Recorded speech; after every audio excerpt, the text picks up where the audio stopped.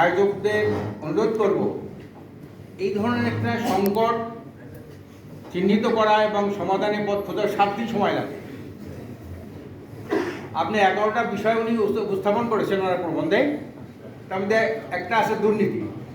এই দুর্নীতির বিষয় আলোচনা করতে কিন্তু 3 দিন লাগে। দুর্নীতির পরিধি কত, দুর্নীতি কখন থেকে শুরু হলো, স্বাধীনতার পর থেকে দুর্নীতি শুরু হলো এবং পুঞ্জীবিত করতে করতে আজকের বিশাল মহিরু আকার ধারণ করলো। আজকের এখানে খন্দকার মাহবুব খোকন ভাই আছেন। মামলা জটতে 40 লক্ষ মামলার জট পুঞ্জীবিত, মক্কেল মরবে, বাদী মরবে, উকিল মরবে, সব মরবে, কিন্তু মামলা শেষ হবে না। বাংলাদেশের যে সংকট, এই সংকট কোনোদিন সমাধান হবে না। এটা এমন এক সংকট শুরু হয়েছে স্বাধীনতার পর থেকে। স্বাধীনতার যিনি স্থপতি উনি কি বলেছিলেন যে সবাই পায় সোনার খনি, আমি ঈশ্বরের খনি। এই সুরাই তো এখন ক্ষমতায়, তার ডালপালা সাওপালা তারাই তো ক্ষমতায়। আর এদের সাথে কিভাবে লিয়াজও করে মানুষ, এদের সাথে কিভাবে জোট করে মানুষ। প্রিয় ভাইরা আমার, উদ্যোক্তা থেকে আমি স্বাগত জানাই, আবারও ধন্যবাদ জানাই। আরো ব্যাপক করে সময় নেন। দুর্নীতি বহুবিধ। কোন দিকে দুর্নীতি কথা বলবে?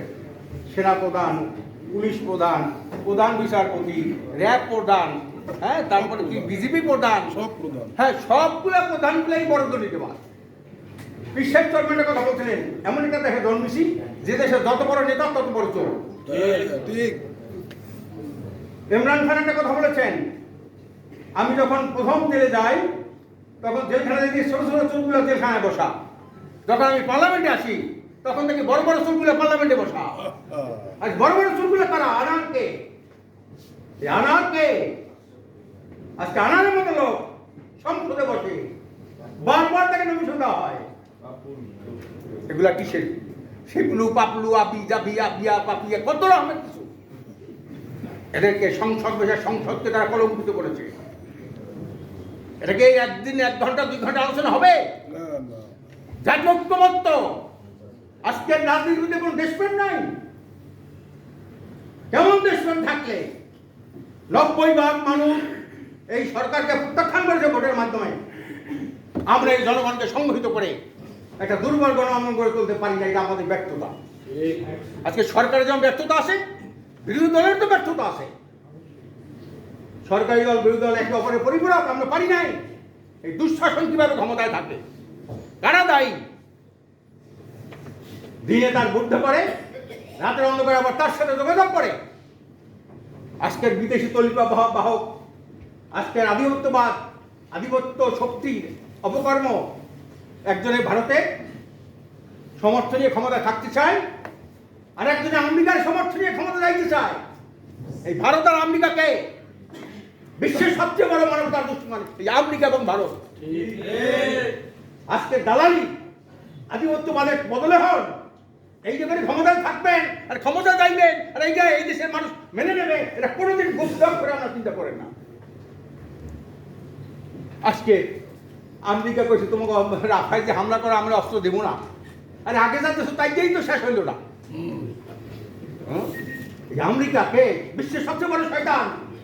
এরা তুরস্ক শেষ, এরা ইরাক শেষ করছে, আফগানিস্তান শেষ করছে, তারপরে এটাকে এখন ফিলিস্তিন শেষ করতেছে। এইভাবে তারা বিশ্ব মানবতার উপরে সবচেয়ে বড় হুমকি। আর তাদের বাইরবি করে ওই মিলার কি কইলো, মিথু মিলার কি কইলো, পিটের হাস কি কইলো, এই দিনে রাজনীতি করবেন আর এই দিনে ক্ষমতায় যাবেন, আওয়ামী লীগ হাঁটাবেন, এটা হয় না। এই মিথু মিলার দেখেন, আমরা আওয়ামী লীগের সাথে আবার হাত মিলাইছে, এই সরকারের সাথে হাত মিলাইছে না। এই রাজনীতি মানুষকে আর বোকা মনে করিয়েন না আপনারা। মানুষ কিন্তু আপনাদের সবাইকে আমাকে চিনতে পারছে। আমরা জনগণের জন্য রাজনীতি করি না, নিজের জন্য রাজনীতি করি, এটা জনগণ বুঝতে পারছে। এখন আমাদের দরকার ইমানে বলিয়ান হয়ে, দেশপ্রেমে উদ্বুদ্ধ হয়ে, বিশ্বের সর্বকালের সর্বশ্রেষ্ঠ মহামানব রাসূল করিম সাল্লাল্লাহু আলাইহি ওয়াসাল্লাম আদর্শে বুকে ধারণ করে, সাহাবায়ে কেরামের পথ অনুসরণ করে আজকের আমরা চলতে পারি, আদর্শিক সংকট যদি নিরসন করতে পারি, তাহলেই সম্ভব হইয়া এই জাতিসংঘ নিরসন করার। যেন তেনভাবে এই জাতিসংঘ নিরসন সম্ভব না।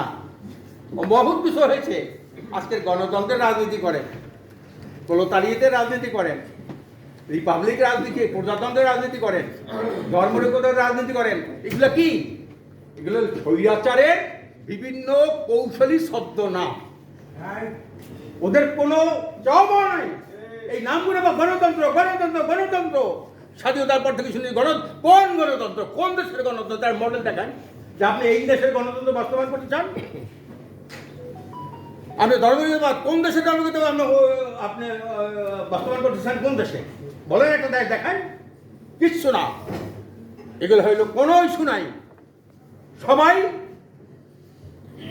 রাজনৈতিক ক্ষেত্রে দুষ্ট খতের ভূমিকা পালন করেছে। কাজে এখন একটা আমূল পরিবর্তন দরকার, আমূল সংস্কার দরকার। সর্বঙ্গে ব্যথা ঔষধ দেব কোথায়, হয় না, এভাবে হয় না। বারবার কিভাবে একটা অবৈধ সরকার ক্ষমতায় থাকে, একবার দুইবার পাঁচবার, হ্যাঁ কয়বার?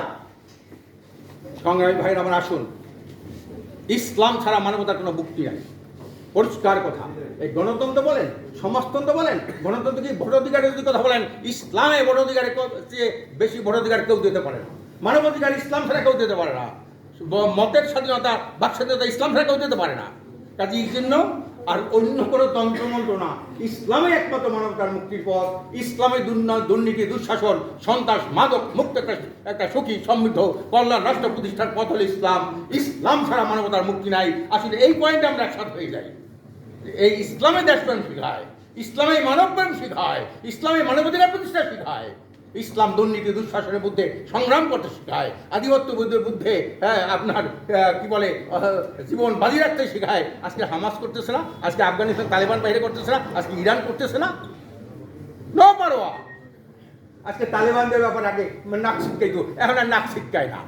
একটা মডেল স্থাপন করছে আফগানিস্তানে তালেবান বাহির আমার, অর্থনৈতিকভাবে, সামরিকভাবে, চারিত্রিকভাবে দুর্নীতি জিরো টলারেন্স সেখানে তারা করেছে। আজকে তালেবানদের ব্যাপারে কেউ এখন আর মুখ আসেন না, দেখেন না, ইসলাম পড়েন না। মানবতার শান্তির জন্য ইসলাম এসেছিল সর্বকালে সর্ব মহামার। এই আদর্শ কথা তো কেউ বলেন না, মুখে কেউ বলেন না। আপনি আব্রাহাম লিঙ্কনের কথা বলেন, কার্ল মার্কসের কথা বলেন, অমুকের কথা বলেন, সমুকের কথা বলেন, মোদির কথা বলেন, হ্যাঁ বাইডেনের কথা বলেন, মার্কস মিলারের কথা বলেন, পিটার হাসের কথা বলেন, ইসলামের কথা কে বলেছেন? কয়েকজনে বলেছেন। এই জন্যে একমাত্র পথ, আসেন আমরা ইসলামের ভিত্তিতে করতে রাজি আছি। ইসলামের ভিত্তিতে আমরা যে কোনো ত্যাগ স্বীকার করতে রাজি আছি। আমরা বিশ্বাস করি ইসলামের একমাত্র মানবতার মুক্তির পথ, এছাড়া কোনো বিকল্প নাই। আল্লাহ পাক আমাদের সবাইকে সঠিকভাবে ইসলাম জানা, ইসলাম মানা, ইসলামী চরিত্র অর্জন করা, ইসলামের জন্য জান মাল কোরবানি করা তৌফিক দান করে, দুষ্ট স্বৈরাচার চিরতরে খতম করা তৌফিক দান করুন। আমিন। আলহামদুলিল্লাহ।